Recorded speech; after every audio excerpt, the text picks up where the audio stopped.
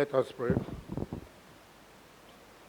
Almighty God, the creator and ruler of heaven and earth, we beseech thee to inspire and guide all our actions so that we may always walk in the path of justice, love, and charity to one another. Help us with thy grace to do only those things that will promote the unity, peace, happiness, and prosperity of Nigeria in general and Lagos State in particular. Amen.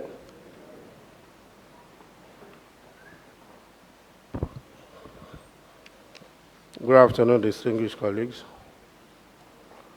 You are all welcome to today's sitting.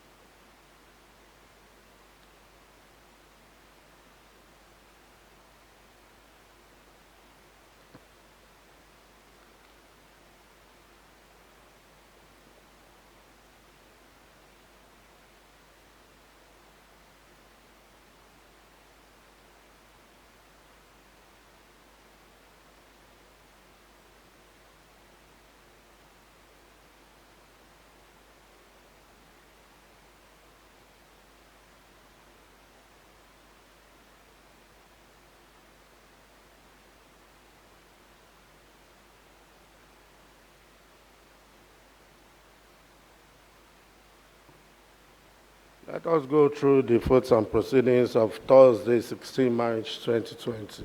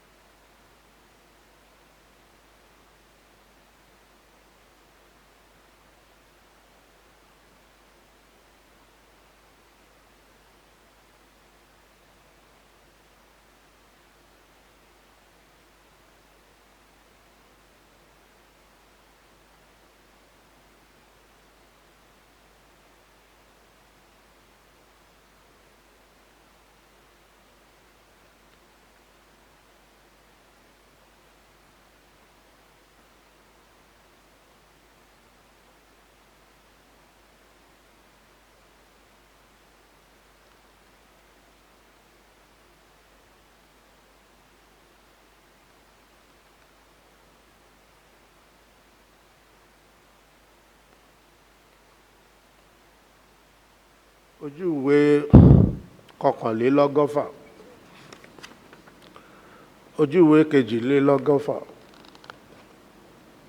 Ojú ìwé kẹtàlélọ́gọ́fà. Ojú ìwé kẹrìnlélọ́gọ́fà. Ojú ìwé karùnlélọ́gọ́fà. I have examined the efforts and proceedings of Thursday, 16 March 2020, and I provide is granted.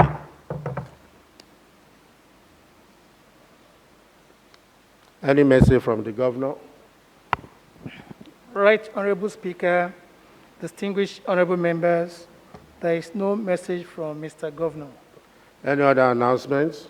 The Right Honorable Speaker, distinguished honorable members, we have two letters here from the Office of the Attorney General and Commissioner for Justice. With the kind permission of the Right Honorable Speaker, I will read an abridged version of the letters. The first letter with reference number AGLIS/S27042020, Volume 1, dated 27th April 2020, addressed to the Clerk of the House, is titled Observations on the Recently Passed Coronavirus Pandemic Emergency Law 2020.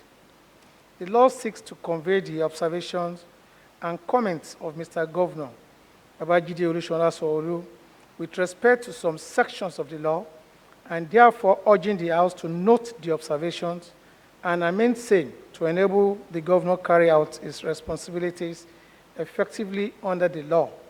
The observations are contained in the following sections: Section 2, subsection 1, Section 2, subsection 3, Section 3.2b, Section 4, subsection 2, and Section 5, signed by the Attorney General and Commissioner for Justice, Mr. Moyosore Onigbanjo, SAN, who also convey his warmest regards to the House. The second letter with reference number AGLI/S27042020, Volume 1, dated 27th April 2020, addressed to the Clerk of the House, is titled Observations on the Recently Passed Lagos State Neighborhood Safety Corps Agency Amendment Law 2020. The letter seeks to convey the observations and comments of Mr. Governor Babajide Olusola with respect to some sections of the law, and therefore urging the House to note the observations and amend same.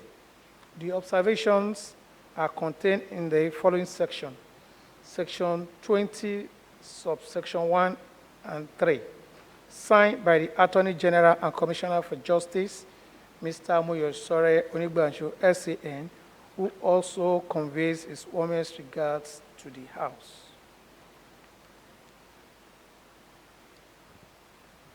Mr. Speaker, sir. Any other announcements? Yeah, Mr. Speaker, sir.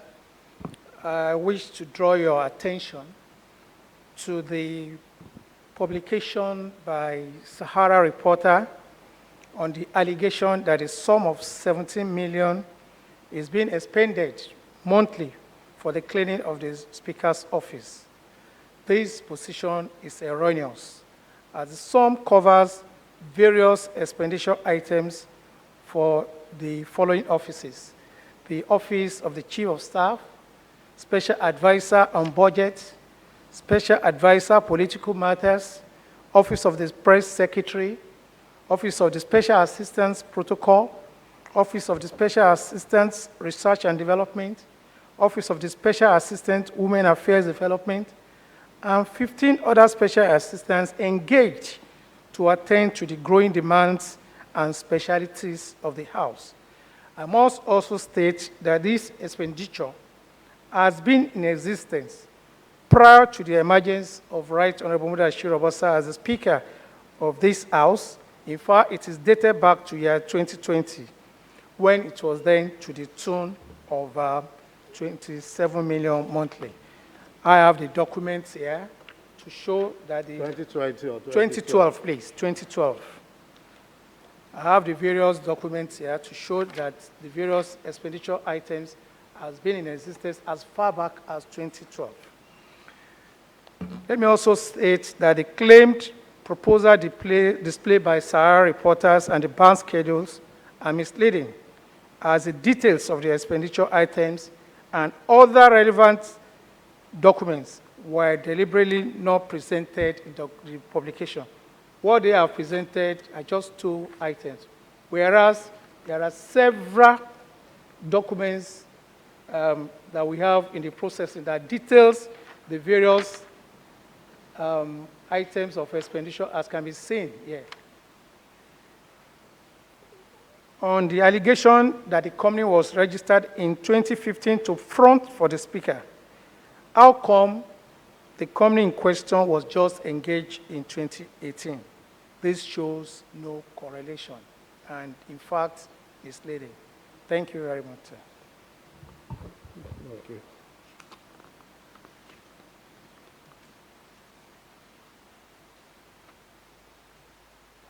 Honorable Rotimi Olowo. Thank you, Mr. Speaker. Good afternoon, my colleagues. And Mr. Speaker, I am taken aback by many lies of Sahara Desert reporter. Because I believe if you are talking about investigative journalism, you should be able to get both sides of the coin before you can now make your own assertions.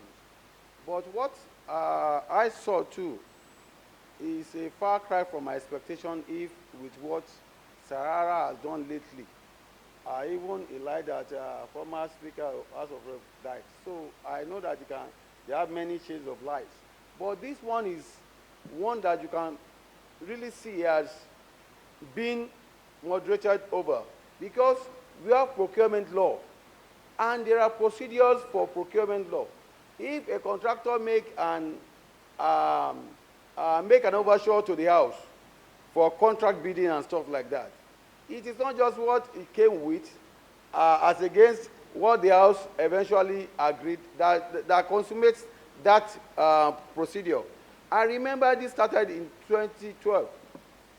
I was a member of this house, and I remember the amount is always budgeted for. It was around 27 million.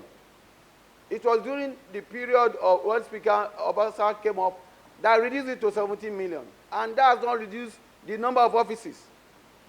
And it's always budgeted for, because I know the chairman of budget is there, he can lay credence to that. But what I need to say is this. I think Zara said Desert supposed to, or reporters supposed to be cautioned.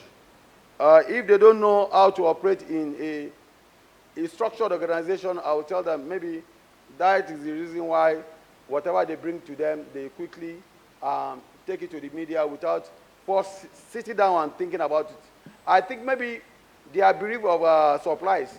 Maybe the suppliers are no longer supplying, so that's why they are resorting to a lot of things. But I think, Mr. Speaker, this House has the power to sue and be sued.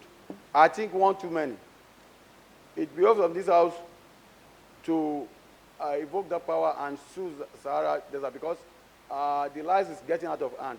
Yesterday there was another one. That one is even a mockery of facts. That Speaker resorted to sponsoring our boys, or what do they call them? Those our boys, with 50 million naira so that they go and burn one laboratory that is associated with Sahara Desert, or Sahara reporter, as the case may be. Mr. Speaker, the fact of the matter is that we cannot continue to reply that. We only identify them by replying them. Let's jettison them and let them go into the oblivion, because what they are doing lately is not helping this country. Sahara Desert is out to demean people, to blackmail people with a view to extorting money. Nothing more than that. We are talking about coronavirus. Everybody has gone his toes, seeing how we are going to resolve that, and somebody will be hiding somewhere. Instead of supporting the country, is destroying people. Sir, simply Sahara Desert is an ammunition in the hands of terrorists. It can't be more than that. I think that's aptly described it. Mr. Speaker, let's forget Sahara Desert. Let's face this pandemic, and if the need be, let them be sued. Thank you, Mr. Speaker. Honorable Temitope Adewale. Thank you, Right Honorable Speaker. My observations are very simple. We have seen one too many cases where Sahara reporter has given false allegations and false reports of situations going on in the country. This is the same guy who also tried to contest for president and was the party chairman, he was the candidate, he was the returning officer, and was also accused for misappropriating party fund. Mr. Speaker, I sometimes wonder how you wake up every morning and you live your life daily, when every day you wake up there's an attack on the Speaker and the House of the Assembly itself. Mr. Speaker, I think we have exhausted too much time having to reply or respond to this same fake news reporter. Now that goes to show why the bill that was sponsored in the Senate, hate speech, was in contention. Because if people keep going out without facts, without having concrete evidences, and they publish to tarnish image of an institution, then it goes to show how far they would go to bring down the House of Assembly itself. Mr. Speaker, I think it's also necessary that we should call on our lawyers and they should also try and sue them to court, and then we rest this case and never visit them again or entertain anything from the Sahara liars. Thank you, sir. Honorable Shah. Thank you, Mr. Speaker. Let me also join my colleagues in condemning the Sahara reporter for their misleading, malicious, and mischievous publications that they have been doing back to back. They published a document on the 26th of April, which gave the impression that Obasa gets 17 million for maintenance of personal, residence, and guest house. This is to give the impression that the money goes to Obasa, that Obasa dips his hand in the till and takes money. They went further to say that the company was another corrupt way for Obasa to take money, that the company is a proxy for Obasa. Finally, they tried to buttress that point by saying that the company was registered the same year Obasa became Speaker. They were half clever, how do you say? They were clever by half, by not saying that the company was registered before Obasa became Speaker. It was convenient for them to just say that it was registered the same year. This is for me, this period of that we're supposed to be godly, this is very satanic, because you are trying to incite people against the House of Assembly. And as Chairman Budget, I can tell you categorically that this is a budget item.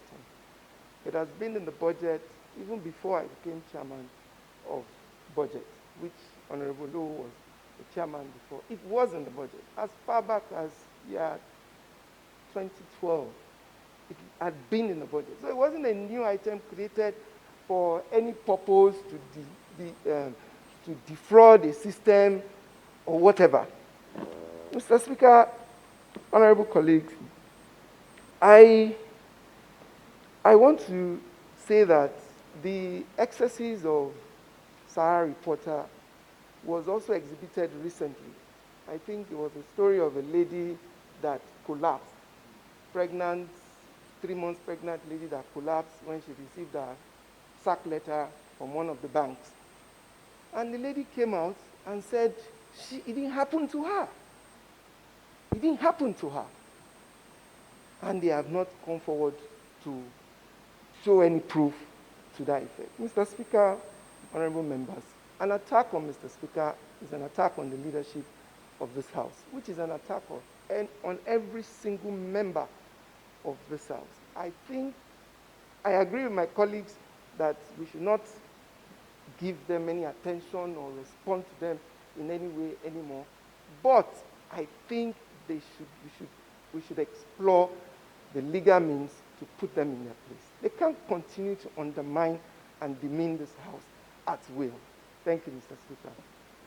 Honorable Tune Brown. Thank you, Mr. Speaker. Esteemed colleagues, it's most appalling and the most astonishing to wake up every day and to read bizarre reports of issues that are half-baked,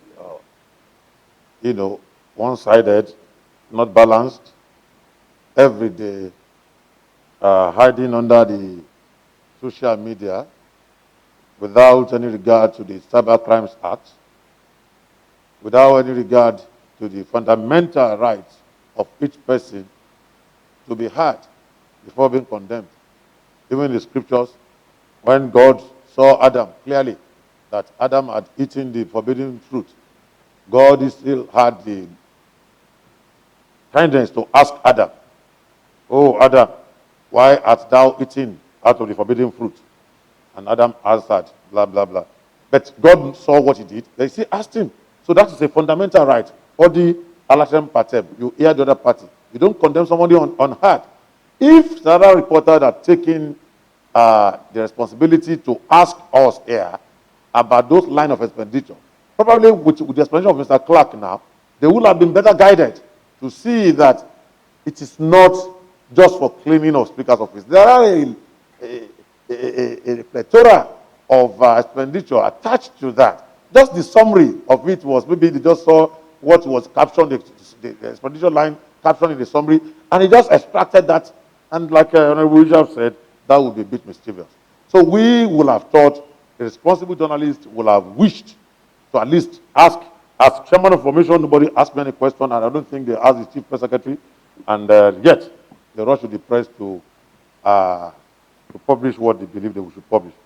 Again, Mr. Speaker, yesterday was Press Freedom Day, and the concern of all well-meaning leaders in the world was the growing rate of fake news in our polity. Everywhere you go, you just see people sitting down in the corner of their rooms and concocting fake stories, imaginary, hallucinatory, and, without any empiricism. The Senate was at the CVN recently. When the Senate sought to amend the budget of 2020, which already mandated a loan, but it stipulated that the loan must be sourced from a particular source, from loans. But they wanted to change it to maybe to source from bonds. And that was what they did. But unfortunately, some members of the press went to say some things that are not, as if it's a fresh loan that has been approved, not the same existing one. We have a lot of great pressmen in Nigeria, both living and dead. Chief Abafemi Awolowo, Nnamdi Azikiwe, Alhaji Lateef Jakonde, so many great pressmen. Even living, Chief Segun Osoba, Dr. Ogunbiyi, Mayor Akipelu, so many great pressmen, even younger ones that are making exploits in the world. But yet, we have some bad eggs who are infiltrating this rank. So I want us to please be cautious, not to condemn the entire press, because we have great men and women who have been or who are pressmen. But those who are on their own frolic, making deliberate mischief to destroy certain individual organizations because of whatever interest they have, we must take time to fish them out. We also have the Legislative Privilege Act that protects us from some of these mischiefs. Unfortunately, because it's our own case now, we cannot be a judge in our own case. Then we'll just insua causa. And that's why we are restrained. But at the same time, I will be saying, sir, with due respect, that we should ignore all these shenanigans. And if allowed, I will wish to move my colleagues to move a motion that we dismiss in its entirety that unwholesome report as mischievous and to ignore it totally so that we can move ahead with our basic and more important constitutional function. That's my submission. Yeah, thank you. Without wasting time on this irresponsible organization called Sahara Reporters, I think the essence of coming up with this under announcement by the clerk is just to debunk the story, because failure to debunk it, as we all know, that silence means consent. is just to debunk that nothing of such, that this house is not reckless and is not known for frivolous expenditure. As rightly put by the clerk, this is an expenditure line that has been in existence far before my emergence as the Speaker of the House. And I think he has been able to trace some documents back to 2012, 2013, 2014, 2015.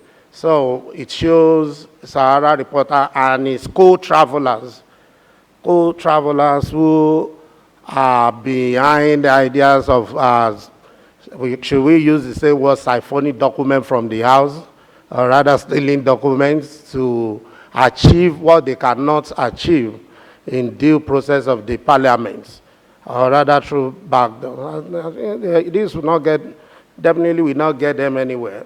So we will ignore them, and we are not going to join West with them again. So we are just here, we are saying all this to debunk it, so that reasonable people will know that Sahara Reporter is not a press to be given attention to deal with. So just look at it and ignore it. We don't have to, I agree with you, we don't have to waste our time on something of this, most especially reports from Sahara Reporters. We just ignore it. And to make it known that henceforth we will not reply them, we will not pay any attention to whatever. They can keep on writing, but we are very resolute and we remain unshakable. That's whatever we can stand by, every expenditure incurred by this House, we stand by to any extent. So whosoever that is willing to challenge, either Sahara Reporter or the co-travelers, yeah, we remain resolute and we are ready to answer them. If you want to get documents from the House, there's a due process that you can achieve that, not through the back door, not through stealing or anything like that. So the essence of this is to debunk the story of using 17 million to clean office of the Speaker and the House of the Speaker. How big is the office and the House of the Speaker that you want to use 17 million naira to clean? And they've been coming up with series of stories that we have asked them to prove us wrong. We have challenged them repeatedly. They've not been able to do it. And this one, today, I've learned that they have even come up with another one. So we are not perturbed, rather are we disturbed. So let them keep writing. Let the co-travelers keep giving them false information. But when they are ready and they are bold enough, let them come out and challenge us. As I said, we remain resolute and uncheckable. So thank you, distinguished colleagues, for your response. Thank you for your response on this matter. And I think the chairman information will handle the rest of it. Yeah, but for me, as someone said, he wonders how I've been coping.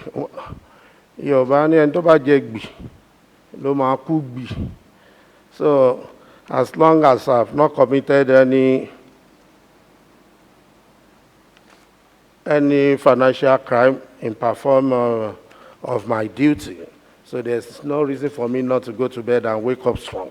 So that will be the end of it. But the essence of this is just to debunk the story, and many they have written about us in this House. So thank you very much. Well, on the letter read by the clerk from the governor, I use this moment to commit the observation on the recently passed Lagos State Neighborhood Safety Corps Agency to House Committee on Information and to report back on Thursday. Also, the second one, observations on recently passed coronavirus pandemic emergency law 2020, is hereby committed to House Committee on Health, also to report back on Thursday. Thank you.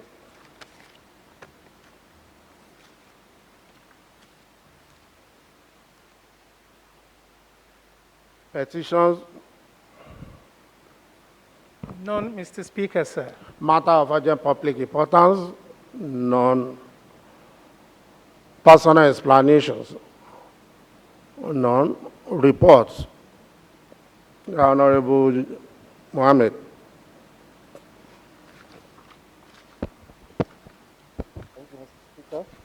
Thank you, Mr. Speaker and fellow colleagues.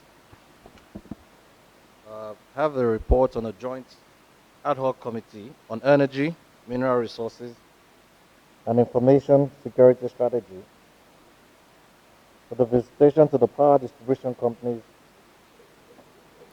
You are sitting alone, please, you can remove that. Thank you, Mr. Speaker. It's just the fear of coronavirus. How do we know you are not even the corona? So I'll start again, sir.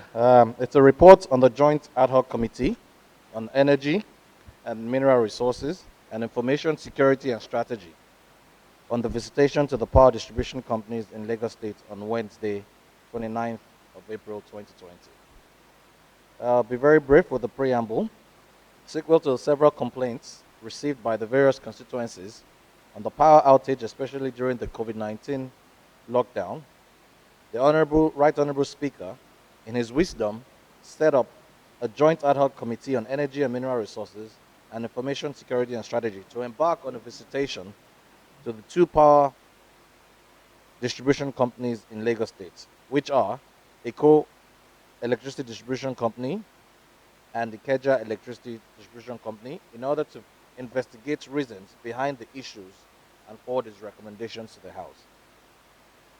In attendance were myself, Honorable Mohammed Folajimi, Chairman Committee, Energy and Mineral Resources.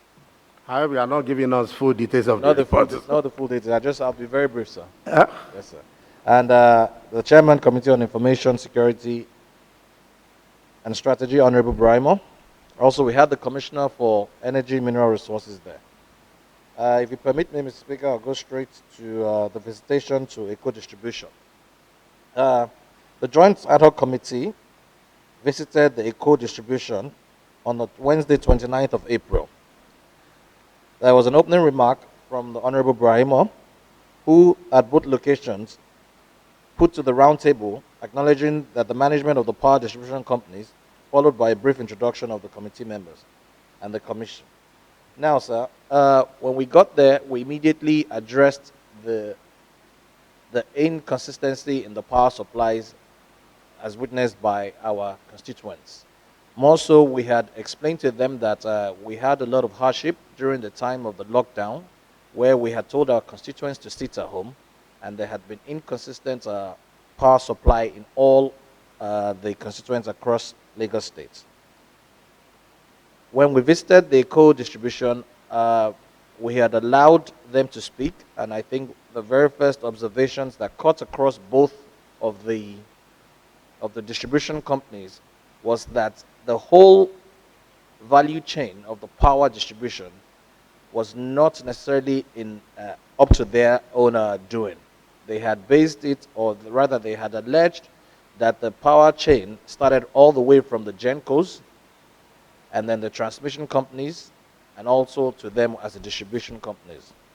If I may summarize, both distribution companies had somewhat alleged that most of their problems were based on the transmission companies.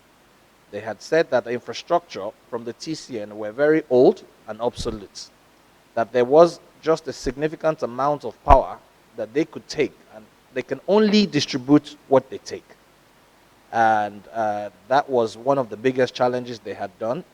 As a matter of fact, the day before we visited them, there was a total system collapse, a grid collapse, which somewhat supported their argument that when there's a grid collapse, they can do little or nothing about when there's a system collapse. Also, they said that they had made personal efforts to make sure that they focused on public health facilities, such as our health of such as our hospitals, number one. Number two, they focused more power on the water corporations, which were things they believed at the times of the COVID would be extremely important for the constituents. These were the submissions by both distribution companies. Then we further tasked them as to what they had done with respect to the palliative measures during these COVID times. both the ECO and the KG distribution showed us food distribution that they had done in different constituencies. They also showed us several intervention methods, such as powering some of our isolation centers without any recourse or charge. Also, they debunked the issues of the free electricity. We brought up issues of them putting prestige customers above other people. They explained to us that these were things that were ring-fenced and they had different billing systems, and they had promised that most of the challenges would be resolved, and these were things beyond their own control. The further made us understand that most of the power that was meant to be for the industrial areas were now directed straight to the residential areas, because at the time of the lockdown, the industrial areas were not able to open, and as thus they were able to make sure that they gave us a supply, constant supply of power. So we further requested that they give us, also sorry, the issues of metering came as well too. We highlighted that some of our constituents who stayed at home didn't have meters but kept getting bills with respect to this.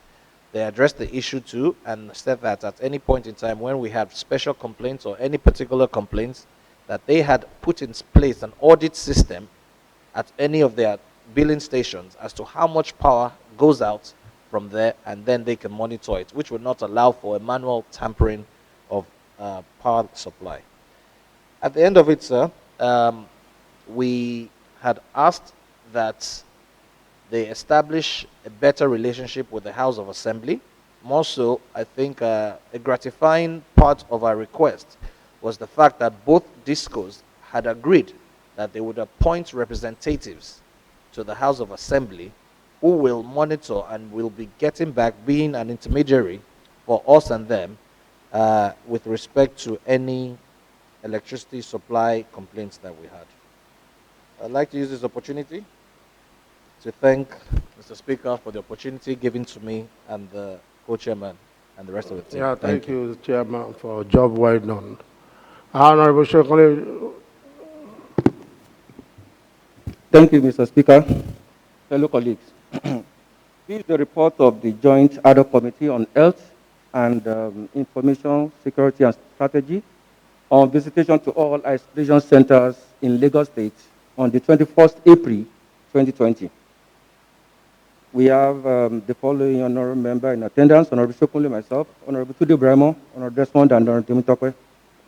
The committee, led by Honorable Shokunle, as a matter of oversight function of the House, embarked on fact-finding visit to all the isolation centers in the state, together with the PS of Ministry of Health, Dr. Olusegun Ogboye. This center includes the following: IDH in Yaba Isolation Center. At this center, the committee listened to the remarks from all the health officers, also Dr. James Okediuron, a representative from NCDC, spoke positively of the swift response of the state government in combating the pandemic. In all, the isolation center have the capacity of bedding 103 patients in the facility presently, and additional one under construction with 100 bed space capacity by Dangote Group of Companies within the hospital premises. The committee observed few snags like inadequacy, unsuitable and inappropriate call room for frontline health officers, also insufficient PPE, that's personal protective equipment. Therefore, the committee strongly recommends that appropriate call room be constructed for the health officer on duty. Also need to adequately supply PPE to the center, since the center harbor the biosafety laboratory for the pandemic. From there, we move down to Onikon Isolation Center. At this center, this is it's a contribution from the private sector, partnering with the state government for optimum delivery on tackling the pandemic. Guarantee Trust Bank single-handedly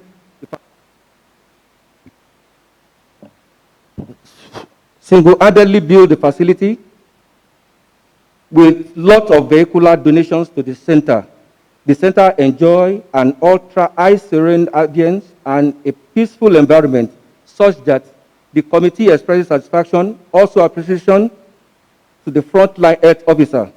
We have total of 100 bed spaces and 10 ICU beds at Onikon Isolation Center. From Onikon Isolation, we move down to Landmark Isolation Center. This is also a private healthcare philanthropic initiative of Young Presidents Organization, YPO, in collaboration with the state government. The facility had all it's needed to function as at the time of visit. The center has 90 beds, 90 bed spaces, and 10 ICU beds. Dr. Fashino Abiono noted that the facility will be commissioned the next day of our visit for full operation on the 22 April 2020. The last center visited was Bagada Isolation Center, though they use cardiac and renal center building. At the center, Dr. Abiodun Oduwole, Director of Projects in Ministry of Health, while receiving the legislator, said the center will be open to the public by the weekend of our visit. Dr. Oduwole assured the committee that the facility will revert to run its primary function of renal care without any structural problem. Also, there would be no damage or permanent alteration to the structure of the primary building, and the partition use is adding extra facility to create more bed spaces. More so, the renal equipment are removed by professional biomedical engineer and will be easily reinstated when the pandemic is over. It has total of 100 bed spaces and 20 ICU units. As at the time of visit, only 2 out of 4 isolation centers were on red zone, meaning active, while the remaining 2, that is Landmark and Bagada, were on green zone, not active yet. Mr. Speaker, that is the report of the visit to all the isolation centers on the 21st April 2020. Thank you, Mr. Speaker. Thank you, Mr. Chairman.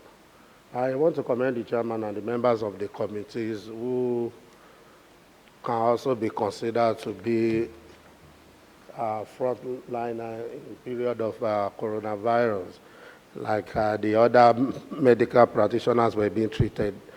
We thank you for your boldness and your determination to ensure that the states, the people of the states, keeps enjoying the benefits of their government, even at the forefront of attack of coronavirus. So I appreciate and thank you. And I want to urge the rest committee to keep doing the needful in this period to ensure that our people are not let down. Thank you very much.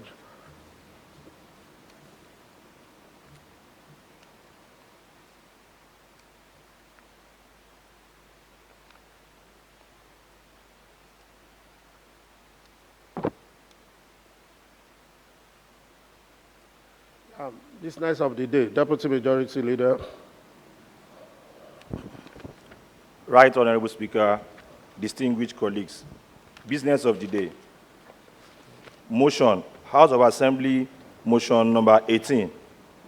Honorable Adams, NB, Deputy Majority Leader, Prime Mover. Honorable Mrs. Miranda M.L. Apapa 1. Honorable Mrs. Shongorara M.R. Surulere 2. Honorable Olowo R.E. Shomolu 1, Honorable Layode I.O., Badagry 1, Engineer Yisha G.O.R., Etiosa 2, Honorable Mojid F.A., Ibejuleki 1, Honorable Shokunle O.H., Oshodi Solo 1, Honorable Adewale T.A., Ifakojaye 1, Honorable Owolabi I.A.O., Lagos Mainland 1, Honorable Akisonya A.N., Mushin 1. Need for the state government to put on hold all dredging activities in the state. That is the business of the day, sir. Yeah, go ahead. Should I just move the motion, sir? Yeah. Okay, sir. Thank you, sir. Need for the state government to put on hold all dredging activities in the state. This House notes with dismay the incessant complaints of communities along the shorelines in the state, where dredging activities are taking place for commercial purposes. Further notes that dredging in areas densely populated portends grave danger and health hazard to the people with its attendant environmental challenge of flooding and erosion. This House observes that most dredging activities are expected to be carried out within 500 meters from the shorelines in compliance with the extant regulations. Hence, the state government insistence on signed manners and dredgers to observe this setback rule, as well as conduct environmental impact assessment, EIA, before embarking on dredging.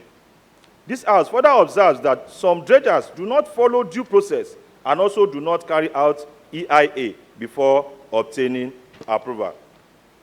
This House is cognizant that in spite of the state government's efforts to curb the unwholesome dredging activities in the state, there is continuous breaching of guidelines, regulations, and legislations such as the Lagos State Waterfront Infrastructure Development Law Cap L 72, Volume 7, and Lagos State Waterways Authority Law Cap W1, Volume 10, Laws of Lagos State 2015, respectively. This House is mindful of the need to identify the value contributions of the registered dredgers to the Treasury of Lagos State, as well as the need to curb the activities of unregistered dredgers. And this House is disturbed that as the rainy season approaches, there is need to urgently put on hold all dredging activities in order to avoid further degradation of the environment in the state. This House resolved to call on Mr. Babajide Olusola Sanwo-Olu, the Governor of Lagos State, to direct the relevant agencies of government to put on hold all forms of dredging activities to mitigate issues of degradation of the environment in the state. 2, this House should invite, 1, Commissioner Ministry of Waterfront Infrastructure Development to brief the House on modalities adopted in managing dredging activities in the state. 2, this House should invite Commissioner Ministry of the Environment and Water Resources on its readiness for the rainy season. And 3, this House should invite registered dredgers in Lagos State to ascertain their valuable contribution to the treasury of the state. I so move. Honorable Council. Thank you, Mr. Speaker. I rise to second the motion as moved. All in favor, say aye. Those against, no. The ayes have it. Honorable Majid.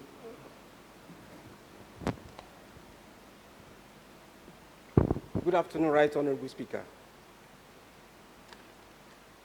I wish to appreciate the prime movers of this motion. It is timely, as the rainy season is here already. And also important, considering the impact on the members of the affected community. Right Honorable Speaker, sir. And unprecedented numbers of illegal dredgers have besieged the community. For example, in my constituency, Ibejuleki 1, in our community, we have 8 dredging companies. In Bogijia, we have 6 dredging companies. In Lagasa, we have 4 dredging companies. In Okegubale, we have 2 dredging companies, while in Onitsha, we have 1 dredging company. Distinguished colleagues, environmental impact assessment is one of the major requirements that should be submitted to the ministry before commencement of any activities. However, it was discovered that 80% of them do not comply with this directive. They do not follow the standard procedures in the process of sand dredging, nor adhere to the standard health and safety regulation. It is also important to note that they are expected to pay an haulage fee to both the state government and the local government as a revenue, but referred has been the case.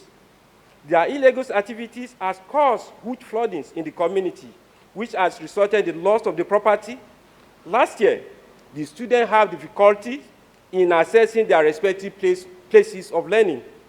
Fellow colleagues, not only that, it has also resulted in the loss of the commercial and economic activities as companies are relocating due to difficulty experienced in accessing their organization. Notably, Brilliant FM, and others. This Brilliant FM have their office in my own community, but as a result of uncoordinated dredging activities within R6, they have decided to relocate. And the little people they employ, they are out of job for now.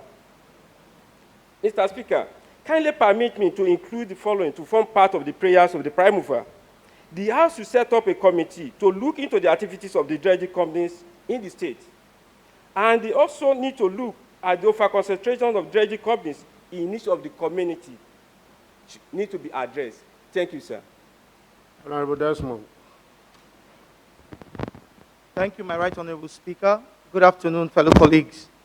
Mr. Speaker, I quite sympathize with the people over the misuse of the dredging areas and shorelines.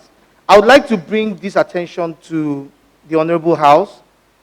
It's a report I got from a research that was carried out by the Department of Mining Engineering, Federal University of Technology, Akure.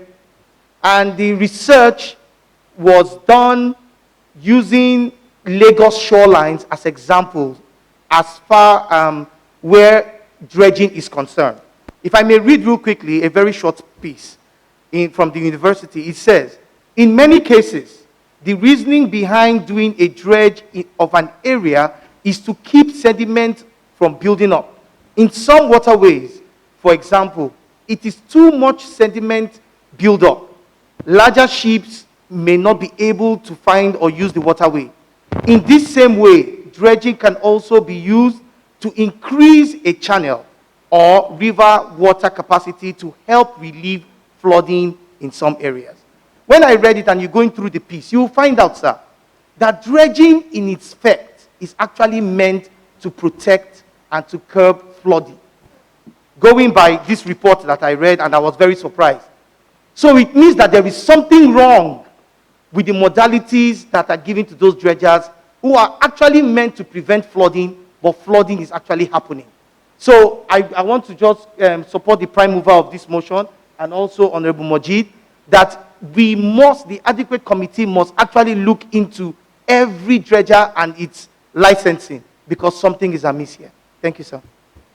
Honorable Makinde. Thank you, right honorable speaker. I want to thank the prime mover of today's motion.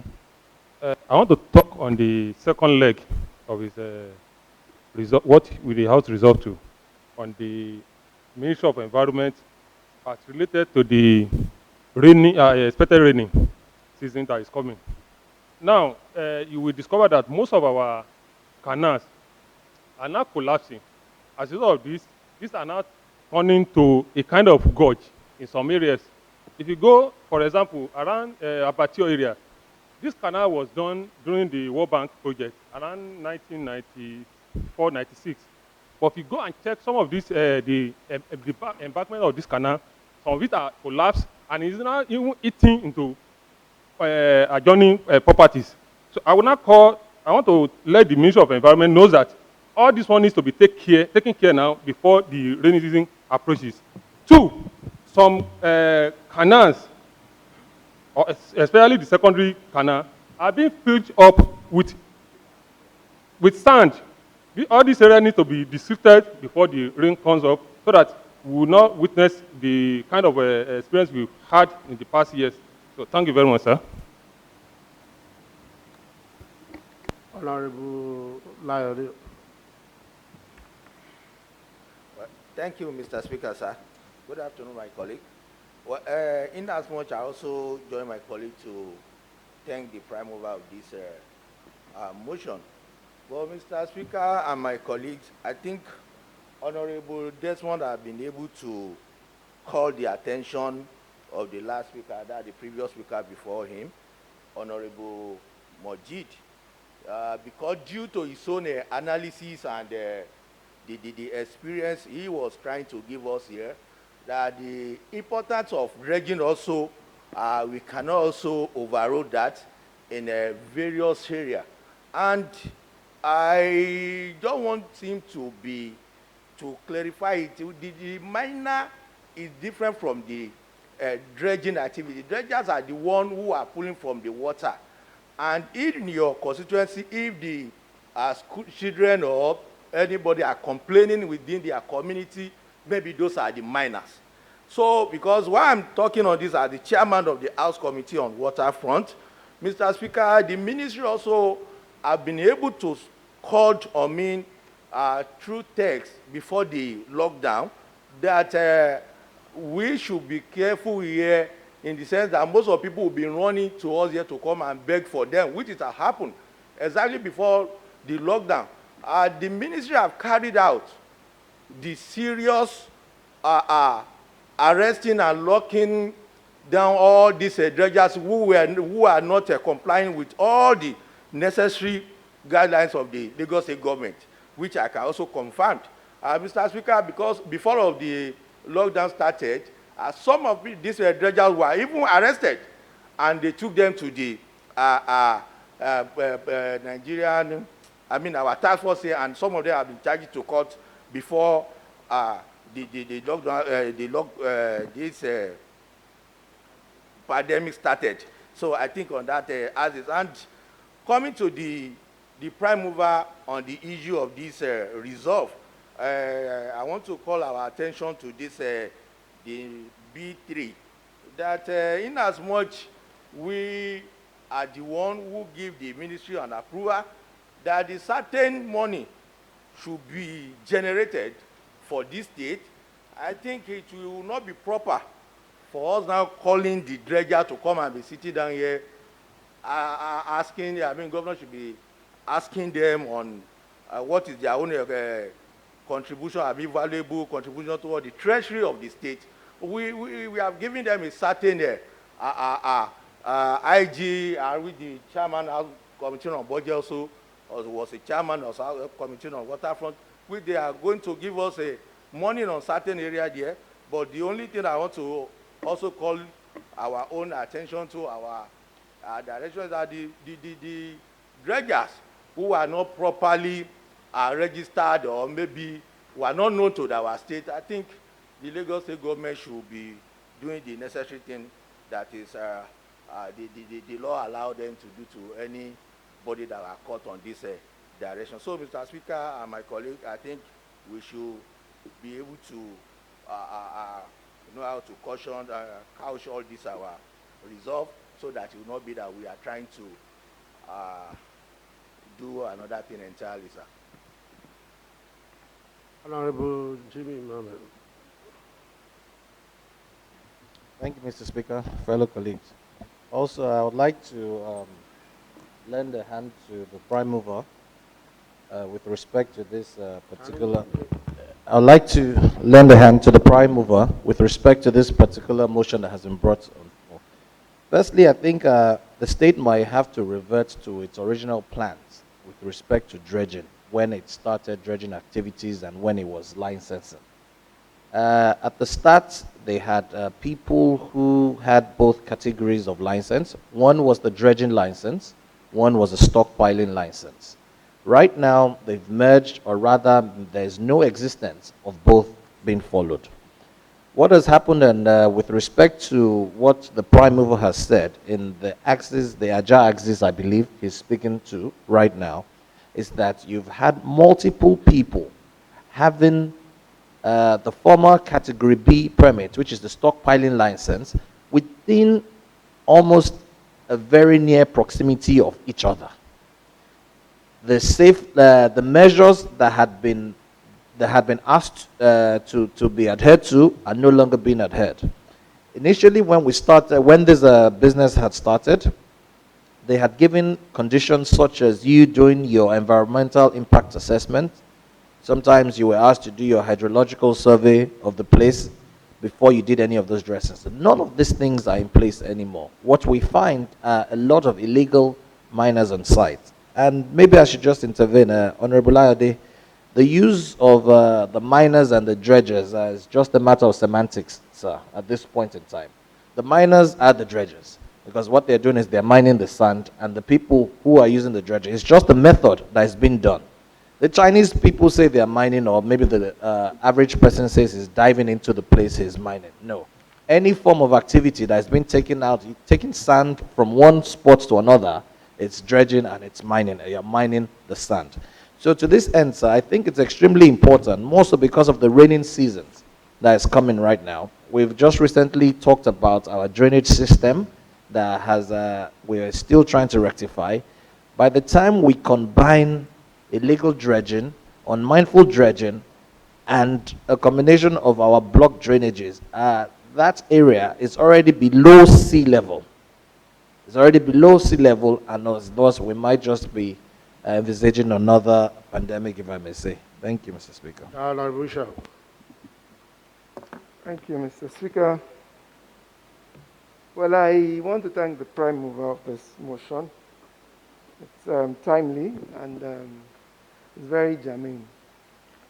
First of all, I thank Honorable Jimmy Mohammed for taking us back memory lane on how dredging used to be done. I need to expatiate a bit where he stopped. Before I move into that, one of the reasons, I like what Honorable Desmond said, dredging creates more space in water for water to flow into. Honorable Chair, you are certainly alone. You shared your... Okay, yeah, let me do it thank like you. this. Dredging creates volume in the water, space in the water, so it allows the flooding of the environment. But that's not what you get. What you get is that people block channels with their stockpiling. Outfalls of water from within the community is where somebody will put a stockpiling stuff, stabilize the land, and put the sand in the middle of that area. So the illegal dredging creates problem of flooding. That's where you get it most of it. Ordinarily, yes, it should help deflooding the environment. Then back to what Honorable Jimmy Mohammed was saying. There's a major problem. This used to run seamlessly 2 administrations back. Last administration, we were taken to court, or the judgment came around there, where it was said that NIWA has right over waterways, and the NIWA Act kicked in. And people now had a choice between going to Lagos State or going to NIWA. But I want to say here today, Honorable Speaker, my colleagues, there is a, let me borrow Honorable Akonde's word, there is a lacuna in that area. NIWA has an act that usurps the power of the state government over land. Because within the NIWA law, there is 100 meters to the shoreline belongs to NIWA, meaning that NIWA owns 100 meters of land to the shoreline across the state. Therefore, when people get their stockpiling license, the state government will have a running battle with NIWA on who should license them, and they choose whichever one they want to go to. The arrest has been made by the state government recently, Honorable Kabir Ahmed. Yeah, he's done very well, but he had to be very smart. He took them into the courts before NIWA could get them. NIWA was right behind him, but because they were in the courts already, they had to step back. But that is the main problem. Unfortunately, the Constitution of the Federal Republic of Nigeria states that Section 315 gave a list of acts, NYC Act, Police Act, and the Land Use Act as constitutional act. What created the problem initially was the NIWA Act came after the Land Use Act. So the NIWA Act, within the NIWA Act, there's a portion that says, notwithstanding the Land Use Act. That means taking the powers away from the government, from the governor. But when the Land Use Act came back into the Constitution, it became a constitutional act, and that NIWA Act cannot stand. Therefore, my suggestion is that maybe we should add a 4th leg, that we should invite the Attorney General of the state to come and educate this House on how we can resuscitate the powers of the governors vis-a-vis the land with respect to the NIWA Act. Thank you, Mr. Speaker.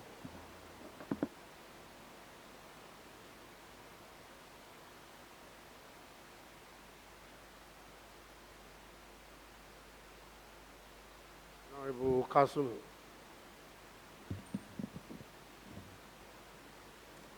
Thank you, Mr. Speaker. This motion before us today is, however, very apt, especially during a period like this when the rainy season is gradually taking its place. Well, experts have called for caution on this issue regarding the enormity of such dredging activities. And of course, this is because it's been causing some sort of havoc on buildings and infrastructures, especially along our coastal lines. And if care is not taken and the proper measures are not put in place, it gives us the inability to have land spaces where it will become inadequate for building suitable homes and what have you for people who need them around our coastal lines. So I want to agree with the prime mover of this motion that the relevant agencies, or perhaps a committee, should be set up to look into these issues with a view of making sure that we curb the excesses of these dredging activities, not minding whose horse is God. And I want to believe that would make a headway with this development in promoting the common interest. Thank you. Honorable Victor Kondi. Thank you, Mr. Speaker. There couldn't be any better time than now, due to the topographical terrain of Lagos and the climatic change. But that's as it may. I just want to, I want us to be very cautious and careful, because we can't send a very bad signal to the outside world. I'm talking in terms of Honorable Ayode's words. We have to be mindful of Section 128, subsection 1A and B, that we have the power of investigation, any person or any agency, anybody at all. If we continue saying that we don't have such power, the people outside will feel maybe we want to observe. He did not say we don't have power. He said that the ministry has been given power to generate revenue. Okay. So therefore, we should not bother to look, though that is his own opinion. That is what I'm saying, sir. And that is why I'm referring to Section 128, subsection 1A and B. Thank you, sir. Honorable Naim. Thank you, Right Honorable Speaker. I just want to buttress my point to say that I want to use the medium to tell our people that when it comes to in terms of dredging, you agree with me that dredging requires expertise, it requires caution, and it requires proper monitoring. In a situation whereby there's no caution and there's no monitoring, we will fall into a dangerous and a disastrous situation. And what I want to say is this. In my constituency, when we talk about the shoreline, if you go to the shoreline in my constituency today, starting from Alpha Beach, going through Lafiaji, going through Okunaja, going through Okumoko, the only road that is linking all these communities now, if you go there and visit these areas today now, you will see the ocean coming out. In fact, I must say here today, I must confess here today, my ancestral home, family house in Alpha Beach today, the water has swept away everything. We don't even have what we call family house in Alpha Beach, we call Okunafa in Etiosa local government today, Mr. Speaker, sir. So I want to say that I want my people to feel for us in Etiosa. That is about the shoreline. If you go there today now, the water is about to move away all the roads, the only road that could link all these communities within the shoreline. And not only the shoreline, if you go to the riverine area too as well, they are also feeling this part. They have called on me several times. I have a series of petitions on my table. And I want to say this again. During this lockdown, there were so many dredgers that were working in my constituency, much especially in Shongotedo. The chairman of that local government and the leader of that council, they called me to inform me that they are working even during the lockdown. After they called me, I said, no problem, I will see what I can do. I told them to go and send them away. They still went to send them away, they still continue working again. And what they could do is to put up a petition and to address it to the speaker and also copy me again. I also have the petition here as I speak to you right now. Mr. Speaker, these people, they still continue working up till today. You understand? So I want to say that we need the attention of this House. We need the attention of Lagos State government. We need to put on hold dredging activities, not only in my constituency, but throughout the state, for us to see what we can do. Because NIMET also has predicted that we will have nothing like less than 240 to 270 days rain in Lagos State. And they have predicted that it will be within the period of March and November.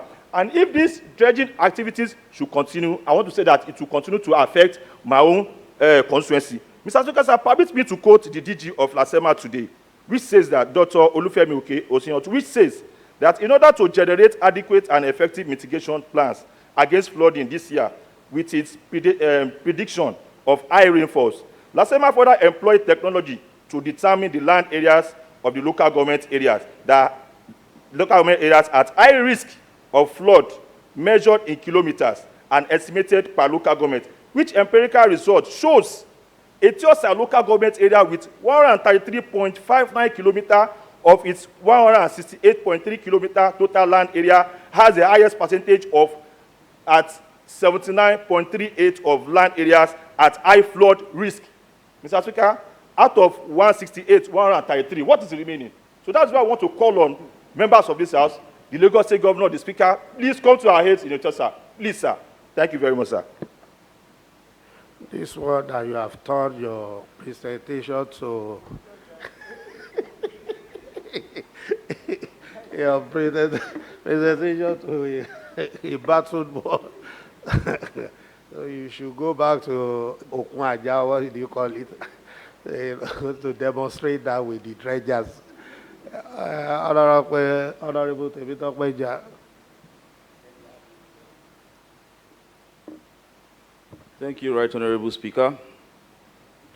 Mr. Speaker, if you recall, during the elections last year, it happened to be towards the rainy season, and a documentary came out that said 11 countries or 11 cities that will soon be submerged in 2050. Lagos State was number 7. Reason is because it is assumed that Lagos State is below the sea level. And with the Commissioner for Environment coming out to say that expected total days of rainfall in the state is from 240 days to 270 days, shows that we are going to have a lot of waterfall in the state. Mr. Speaker, we had issues trying to fix our roads, infrastructural development, when we resumed office, especially with the governor, because we had rainfall and we had excessive flooding. Mr. Speaker, when you have removal of sand from a particular place to put in another place, you would have sand escape. Particular sands would move from one position to the other. Mr. Speaker, I'm going to speak from the angle of being the chairman House Committee on Transportation. While I continue to commend the governor for his proactive actions regarding the transport system and its transport integration in the state, when we launched the boat, the new boat, on our way there, we had to stop. And the reason was because the water had not risen below or be higher than the sea level. The water had not risen, but because we had sand movement. And for that reason, we've had a lot of boat mishaps, because people dredging are dredging without caution.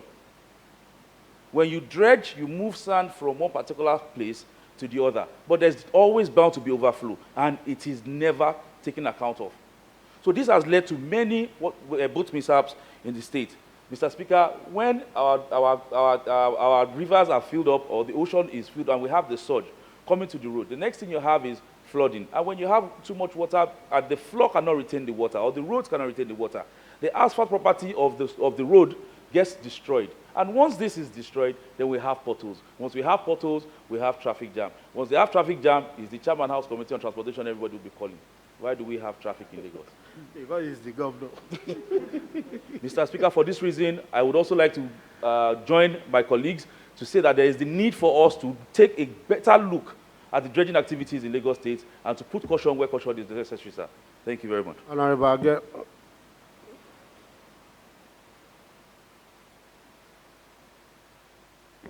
Thank you, Mr. Speaker.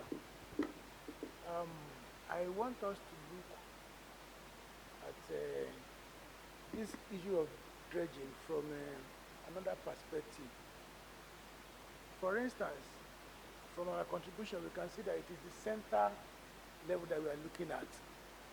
So we have to shift a little bit to the peripheries, because at the periphery, the problem there is so enormous that if you look at the landmass in Lagos today, you will know that it has really reduced. Because the essence of this dredging is not, it's not about, regiment. It's not about channeling.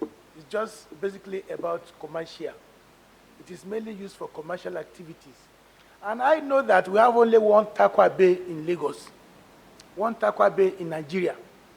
But if this thing continues, there might be another Takwa Bay around Ibeshi. This is because... What is Takwa Bay? Yeah, I'm talking about the where the ocean. Where what? Use the mic. Where the ocean and the sea, where they merge, through which the ship come into the ocean. Okay, that is Takwa Bay. Is that? No, that is the area. I'm talking about the area where the. Okay, is that Takwa Bay?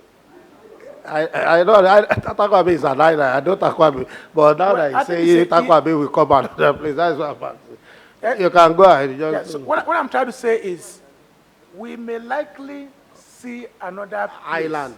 Yes. Okay. Another place where the sea and the ocean will connect. Okay. Because the rate at which they are dredging they're not the same. I'm talking about lagoon and the sea. Mm-hmm. Lagoon and the sea. So the rate at which they are dredging, all these local, dredgers, all these smaller dredgers, it is eating deep.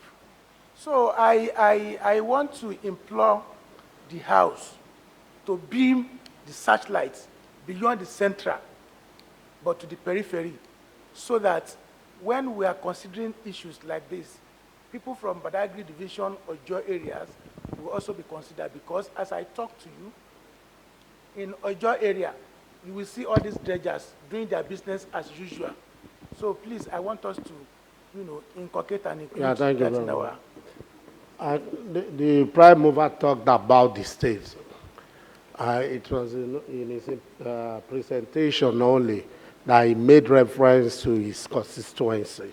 But the essence of the motion is to show concerns about the whole state and the manner with which the dredgers, as we cannot confirm those who are registered or otherwise, and the way and manner with which they are going about the dredging.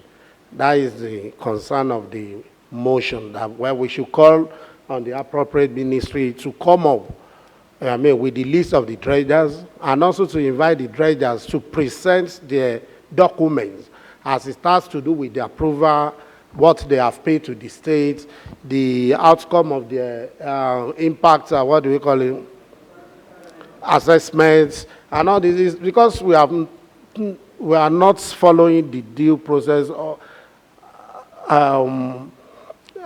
stated by the ministry. That's why we are having problems. Because as rightly put by Honorable Temitope, when you dredge one part without taking into consideration the other part, definitely we will have problems. We will have problems. So if we want to dredge, we must follow whatever the outcome of such impact assessment is. And the ministry is the one in charge. The need for us to hear. And as observed by Honorable Layode, that there is no need for us to invite Israel. That does not make sense, because the reason why we are here is to monitor the activities of the MDAs through oversight. So we can call them at any point in time. Even the revenue you are talking about, value to the treasury of the state, we should know what they are giving us and what they are taking out, at what rate, at what cost. So it's not out of place for the committee to do what is needful. Now that you who supposedly to be the chairman is having contrary view to what the motion is saying, it shows that, well, I don't know, and since you have not briefed us earlier before this motion as to the activities of the dredger and the ministry. So it's a very difficult position for us to take, that we should allow them to continue without performing our oversight function. So the essence of sitting here is to make sure we monitor the activities, and where our people are complaining, to also show concern. So I'm sure you heard Honorable Nohim very well as to the danger confronting the community in Etiosa area. So on these notes, we will set up another committee to be headed by Victor Akonde, member Kasum Damola, Desmond Olushola, Nureni Akinsanya, Setonji Owolabi, and Jimmy Mohammed, and to report back to us in 2 weeks. And I hope they will do very adequate job in this respect. Thank you. Yeah, Deputy Majority Leader. Yeah. Thursday.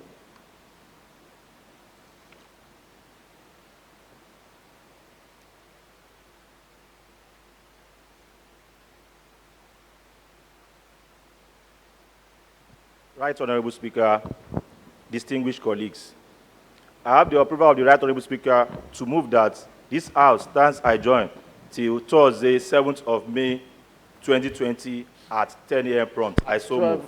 No. At 12 p.m. prompt. I so move. 12 no. 12 noon. 12 noon. Yeah. Honorable Shokole. I rise to second the motion as moved. All in favor say aye.